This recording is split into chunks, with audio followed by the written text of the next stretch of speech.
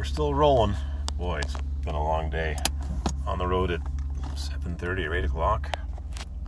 Headlights on, emergency brake off, gear shifter, and I was taking a picture of the Welcome to Colorado sign a few seconds ago at the top of this mountain.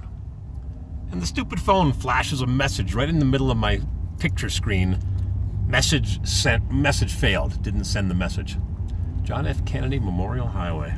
Welcome to Colorado, 38 degrees. Right when I'm taking a picture, it gives me an error message right in the middle of my screen. So much for that. Just thought I'd give you a progress report. Had one tiny problem with the BMW. All of a sudden my four-way flashers weren't working, nor my turn signals. So I stopped and took the fuse out of the electronic climate control, and then of course that thing defaulted to heat from the vent for the window, the defroster vents. So I used the spare 30 amp fuse because there's no problem with that. Whoop, there goes my wobble. Oh boy. Don't like that death wobble. I'm going too fast. Yeah, 43 miles an hour. Sometimes I use the emergency brake to stop that death wobble. Only does it downhill. If I put the brakes on level ground, it's done it a couple times, but always downhill. Down, down, down, down. Welcome to Colorado. Another 145 miles to central Colorado Springs, Colorado. Desolate. Why would anybody want to live here? Nobody does. Headlights? We don't need no stinking headlights. It's 38 degrees, plus 3 Celsius. And I have not gone over 55 miles an hour. Towing the Corvair. Had the air conditioning on for a bit, but don't need it anymore. And my fuel mileage dropped from 22 with no AC, 20 with AC, going 60, 65 tops. Then I hooked up the Corvair, it dropped to 14, 15, and I'm going 45 miles an hour, 35 up the hills or the mountains, whatever you call them out here. It's rare that I'll even hit 50 miles an hour. I'm really taking it easy. I've got 2 old clunkers.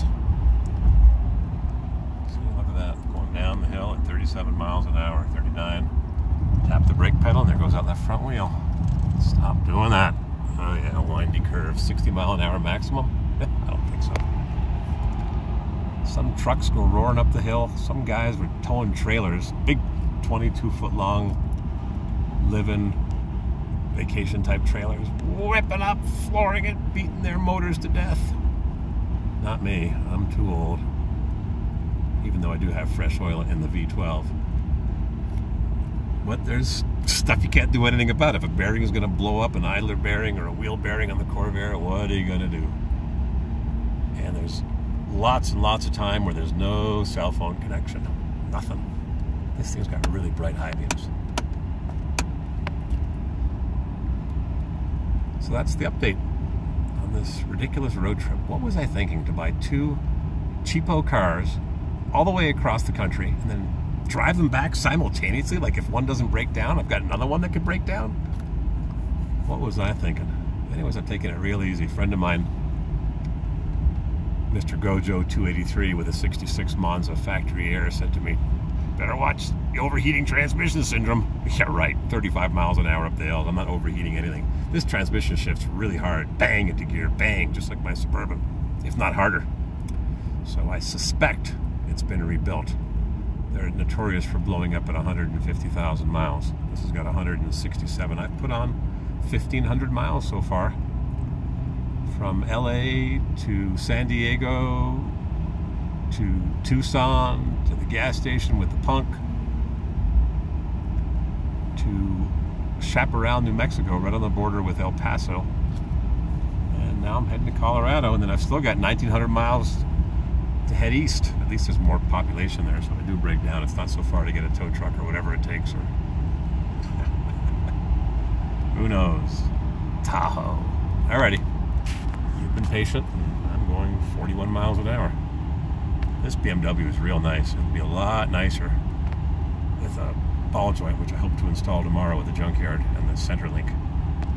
That's what's wrong. Idler arm, I didn't even get to check the right side. I just checked the left. That was bad enough.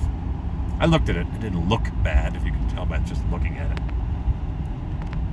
Next on the list, might need rear shocks, I think. On the speed bumps, it really flails, but only on the speed bumps. we'll see if I keep it or not. The Corvair, somebody asked me if I'm going to flip the Corvair. There's a guy whose Corvair I used to fix a long time ago, back in the 80s when I was a kid. He was a kid. And he looked me up recently and said, I want another Corvair. I've got raised children now, or teenage children that want to tinker. So I said, oh, I know where there's one. But he keeps hemming and hawing. Well, I don't know. Maybe it's a lot of money. I said, you try tow it back. It takes a week to get it back, and you got to buy it and fuel and hotels. So if he wants to pay the price, off it goes. It runs. Could restore it slowly, put a new interior in it. Most importantly, probably push rod tubes. But it seems to have 54,000 miles. It might be legit. Who knows?